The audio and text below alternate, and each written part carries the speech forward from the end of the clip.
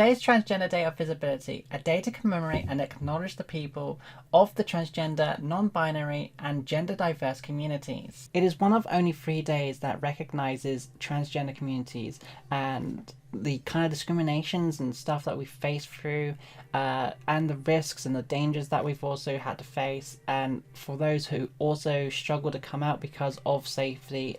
There's so many things.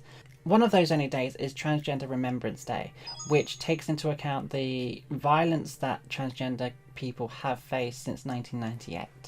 The other is Transgender Parents Day, which effectively is just like your Mother's and Father's Day, but for transgender parents.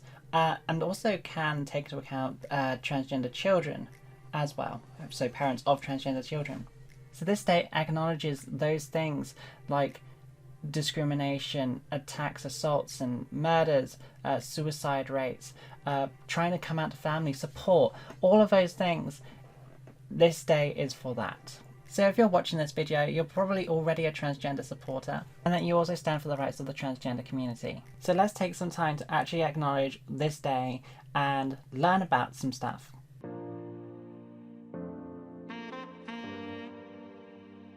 I really need to open my curtains a bit. That's better. Just a bit better. Hello my lovelies, I'm Rebecca Markelv and I am transgender. Surprise, surprise. And today I want to talk about this day because I want to do my part for the transgender community, and I've always been trying to make videos based around trying to help advise people, guide people, give my experiences and journey, and hope that it actually helps people in some way to be inspired or motivated or feel some sort of influence. And I feel today is especially one of those days that I should do it. So, as many of you are probably aware, a lot of transgender people have faced many struggles, and a lot still face struggles just before they even come out. One of the first things they have to deal with is actually coming to terms with it themselves, to actually acknowledge it themselves and understand that this is who they are. Sometimes they know, sometimes they don't. I was one of those people who really shrugged it off all the time because I wasn't really sure what trans was.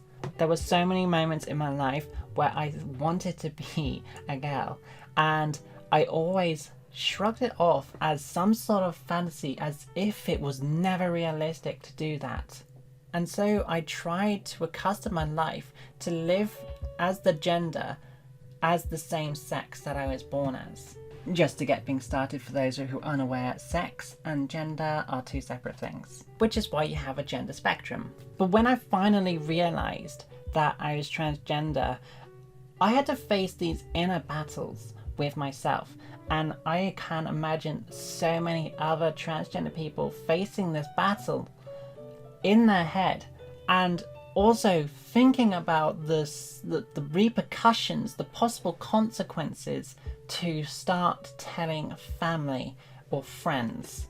And I want to take this little moment to thank my family and friends for being supportive of me and actually accepting who I am, because so many transgender people, even anyone in the LGBT community, just being gay or being a lesbian, they lose their family and friends because of that. And I was blessed to actually have a fully supportive family and friend network. But a lot of transgender people do deal with the loss of parents from being disowned because of religion, because of conservatism, because they don't want to understand, they don't understand. And it's not always a case about having to understand, but willing to learn. A lot of people are happy to live these traditional lives and try to ignore any complex issues because it's not normal to them, and have to face all these questions and the embarrassment that they, for some strange reason, feel. They feel shame for their children. And that's just a bit twisted. Sorry, let me rephrase that.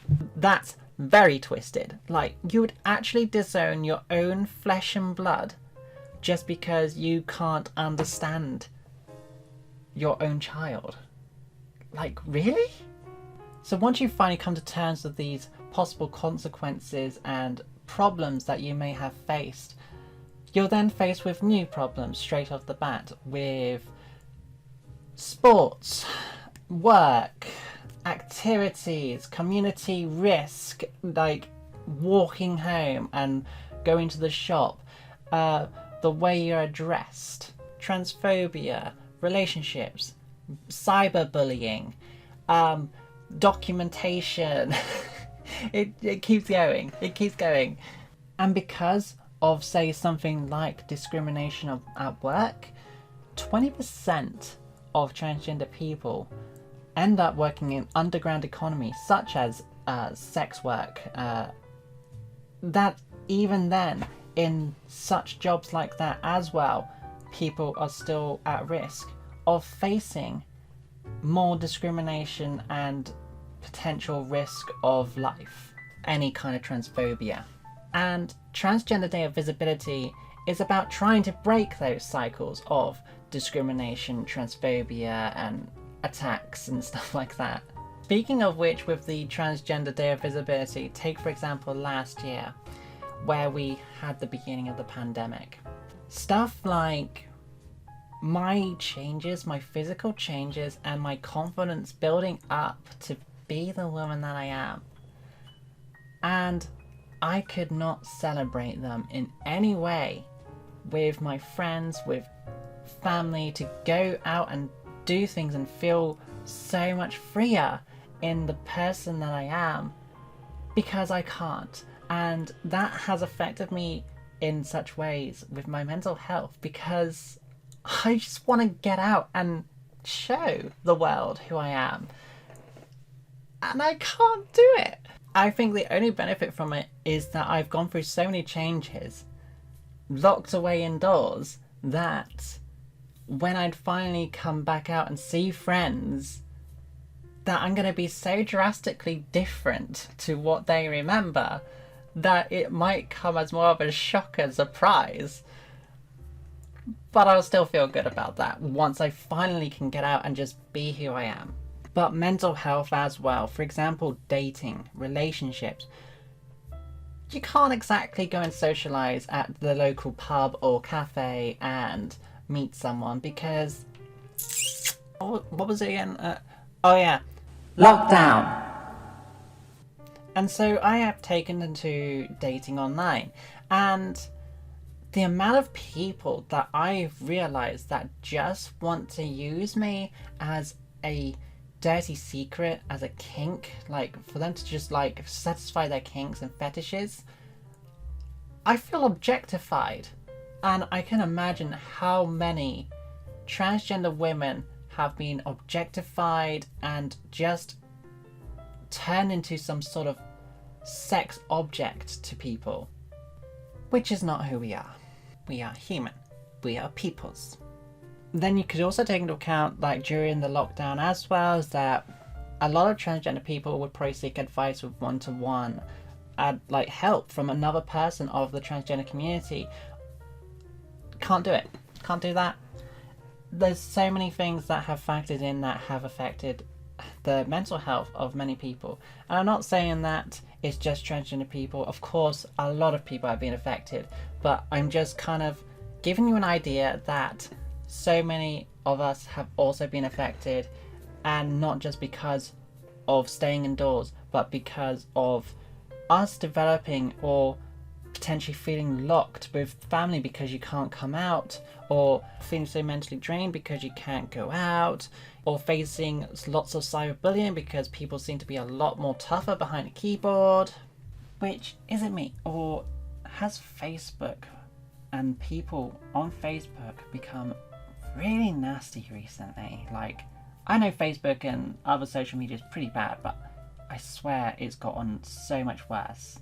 And of course, in recent events, we now have a lot of legislations being trying to be like put through in America.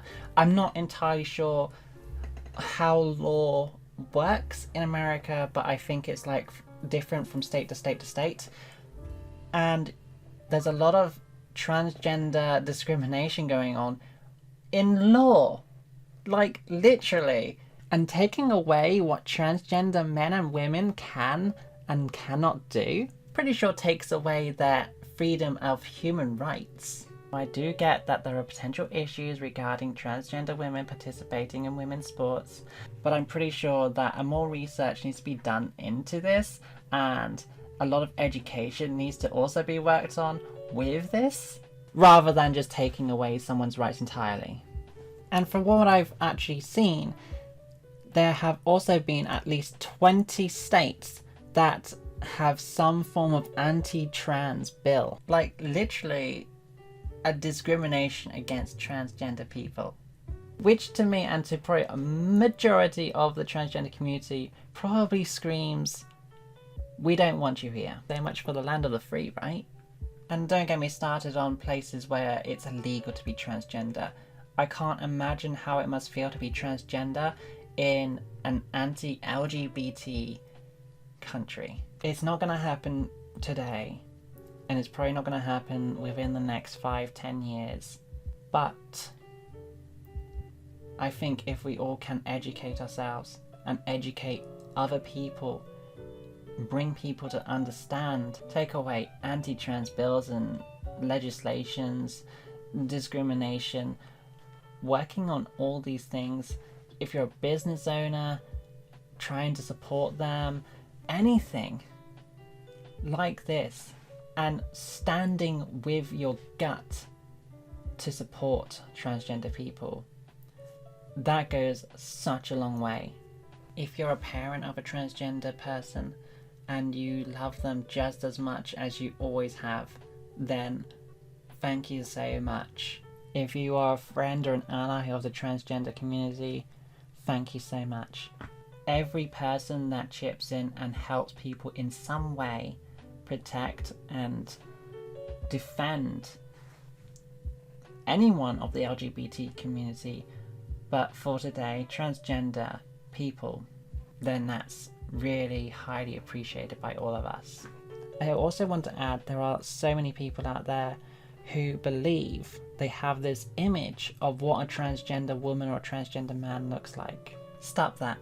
If you look at these 3 images of me where I've gone through my journey, I look more masculine and I start to develop and I start to become who I am. I faced quite a lot of transphobia comments in my early days of Instagram and social media and in the public when I was early.